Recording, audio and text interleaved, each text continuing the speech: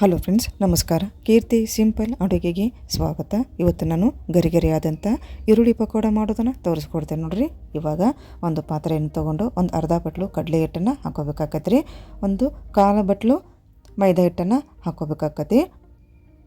ನೀವು ಅಕ್ಕಿ ಹಿಟ್ಟನ್ನು ಕೂಡ ಹಾಕೋಬೋದು. ನಾ ಇಲ್ಲಿ ಮೈದಾ ಹಿಟ್ಟು ಹಾಕೊಂಡ್ರಿ. ಇಲ್ಲೇ ಇವಾಗ ಒಂದು 2 ಉಳ್ಳಾಗಡ್ಡಿನ ಈ ರೀತಿ ಉದ್ದುದಕ್ಕೆ ಸಣ್ಣದಾಗಿ ಹೆಚ್ಕೊಂಡು ಹಾಕೋಬೇಕಾಕತಿ. ಒಂದು 3 ರಿಂದ 4 ಹಸಿಮೆಣಸಿನಕಾಯಿಯನ್ನು ಕೂಡ ಸಣ್ಣದಾಗಿ ಹೆಚ್ಕೊಂಡು ಹಾಕೋಬೇಕಾಕೈತ್ರಿ. ಕರಿಬೇವು ಕೊತ್ತಂಬರಿನೂ ಕೂಡ ನೀಟಾಗಿ ತೊಳ್ಕೊಂಡು ಕಟ್ ಮಾಡ್ಕೊಂಡು ಹಾಕೋಬೇಕಾಕೈತ್ರಿ. ಇದನ್ನ ರುಚಿಗೆ ತಕ್ಕಷ್ಟು ಉಪ್ಪನ್ನು ಹಾಕೋಬೇಕು. ಒಂದು ಅರ್ಧ ಚಮಚ ಉಪ್ಪನ್ನು ಹಾಕೊಂಡು ನೋಡ್ರಿ. ಇಲ್ಲಿ ನಾನು ಒಂದು 1/4 ಚಮಚ ಅರಿಶಿನ ಹಾಕೊತೇನೆ ನೋಡ್ರಿ ಕಲರಿಗೆ.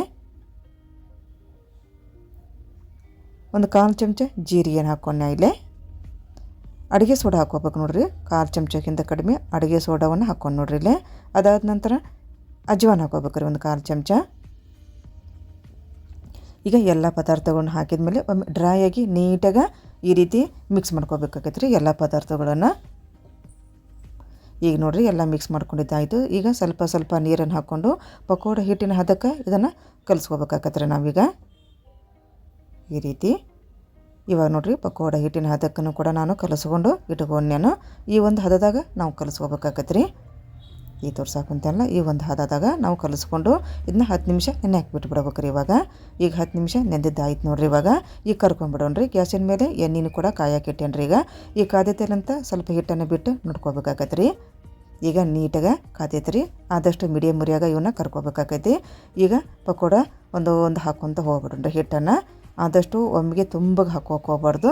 ಸ್ವಲ್ಪ ಬಿಡಿ ಬಿಡಿಯಾಗ ಸ್ವಲ್ಪ ಹಾಕೋಬೇಕಾಕೈತಿ. ಸ್ವಲ್ಪ ಗರಿ ಆದ್ರೆ ಇವು ಪಕೋಡ ರುಚಿ ಬರ್ತಾವೆ. ಹೀಗಾಗಿ ಆದಷ್ಟು ನೋಡ್ಕೊಂಡು ನಾವು ಹಾಕೋಬೇಕಾಕೈತಿ. ಒಮ್ಮೆಗೆ ಇವನ್ನ ಹೊಳಿಸಿ ಹಾಕೋಬಾರ್ದ್ರಿ. ಸ್ವಲ್ಪ ಹೊತ್ತು ಬಿಟ್ಟು ಆಮೇಲೆ ಇವನ್ನ ನೀಟಾಗಿ ಹೊಳಿಸಿ ಹಾಕೋಬೇಕಾಕೈತಿ. ಈಗ ಇದು ಹಾಕಿ ಸುಮ್ಮನೆ ಬಿಟ್ಟು ಬಿಡ್ಬೇಕ್ರಿ. ಆಮೇಲೆ ಹೊಳಿಸಿ ನೀಟಾಗಿ ಗರಿಯಾಗಿ ಕರ್ಕೋಬೇಕಾಕೈತಿ. ಇವು ಪಕೋಡ ಹೊರಗಡೆ ಕ್ರಿಸ್ಪಿ ಭಾಳ ಇರ್ತಾವೆ ರೀ, ಒಳಗಡೆ ಸಾಫ್ಟ್ ಇರ್ತಾವೆ. ನಾನು ಇಲ್ಲ ಮೈದಾ ಹಿಟ್ಟು ಹಾಕ್ಕೊಂಡ್ರಿಂದ ಇವು ಭಾಳತ್ತನ ಇವು ಅದೇ ರೀತಿಯೇ ಇರ್ತಾವೆ ರೀ. ಇವು ಭಾಳ ಟೇಸ್ಟಿಯಾಗಿನೂ ಬರ್ತಾವೆ. ಇವು ಮೊಸರಿನ ಜೊತೆ ಮತ್ತು ಸಾಸ್ ಜೊತೆ ಮತ್ತು ಗಿರ್ಮಿಟ್ ಜೊತೆ ಇದು ಸೂಪರಾದ ಕಾಂಬಿನೇಷನ್ ನೋಡಿರಿ.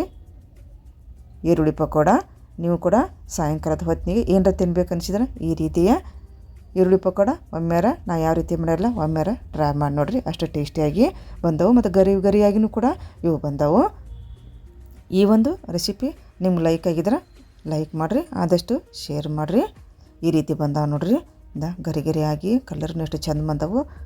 ಈಗ ಒಂದು ಪ್ಲೇಟಿಗೆ ಹಾಕ್ಕೊಂಡ್ಬಿಡೋಣ್ರಿ ಇವನ್ನ ಎಲ್ಲವನ್ನ ಈ ರೀತಿ. ಆದಷ್ಟು ಮೀಡಿಯಮ್ ಉರಿಯಾಗನ ಗರಿಯಾಗಿ ಕರ್ಕೊಂಡು ನೋಡ್ರಿ. ನಾ ಇಲ್ಲೇ ಏನು ನೋಡ್ರಿ ಎಲ್ಲವನ್ನ ಪ್ಲೇಟಿಗೆ ಹಾಕ್ಕೊಂಡಿದ್ದು ಕೂಡ ನಿಮ್ಗೆ ತೋರ್ಸಾಕೊಂತೇನೆ ಇಲ್ಲೇ. ಈಗ ಎಲ್ಲವನ್ನು ತಗೊಂಡ್ಬಿಡೋಣ್ರಿ. ಈಗ ಈ ರೀತಿ ಬಂದ ನೋಡ್ರಿ. ಮೇಲುಗಡೆ ನೋಡಿದ್ರೆ ಎಷ್ಟು ಗರಿಯಾಗಿನ ಕಾಣಿಸ್ತಾ ಈಗವು. ಈಗ ಒಂದನ್ನು ನೋಡ್ರಿ ನಾವು ಮ್ಯಾಗ ಗರಿನ ಬಂದವು, ಒಳಗಡೆ ಈ ರೀತಿ ಸಾಫ್ಟಾಗಿ ಬಂದವು. ಮೈದಾ ಹಿಟ್ಟು ಹಾಕೋದ್ರಿಂದ ಭಾಳ ಹೊತ್ತು ಇಟ್ಟರು ಇವು ಅಷ್ಟು ರುಚಿಯನ್ನಾಗೆ ಇರ್ತಾವೆ ನೋಡ್ರಿ. ಇವು ಒಮ್ಮೆಲೆ ಈ ಒಂದು ರೆಸಿಪಿನ ನೀವು ಕೂಡ ಟ್ರೈ ಮಾಡಿ ನೋಡಿರಿ. ಅಷ್ಟು ಟೇಸ್ಟಿಯಾಗಿನ ಬಂದವು ನೋಡ್ರಿ. ಮೇಲ್ಗಡೆ ಗರಿ ಅಂದ್ರೆ ಅಷ್ಟು ಗರಿಯಾಗಿ ಬಂದವು. ಈ ರೀತಿ ಬಂದೈತೆ ನೋಡ್ರಿ. ಈ ಒಂದು ರೆಸಿಪಿ ನಿಮ್ಗೆ ಲೈಕ್ ಆಗಿದ್ರೆ ಲೈಕ್ ಮಾಡಿರಿ, ಶೇರ್ ಮಾಡಿರಿ, ಕಮೆಂಟ್ ಮಾಡಿರಿ ಮತ್ತು ಸಬ್ಸ್ಕ್ರೈಬ್ ಮಾಡಿ.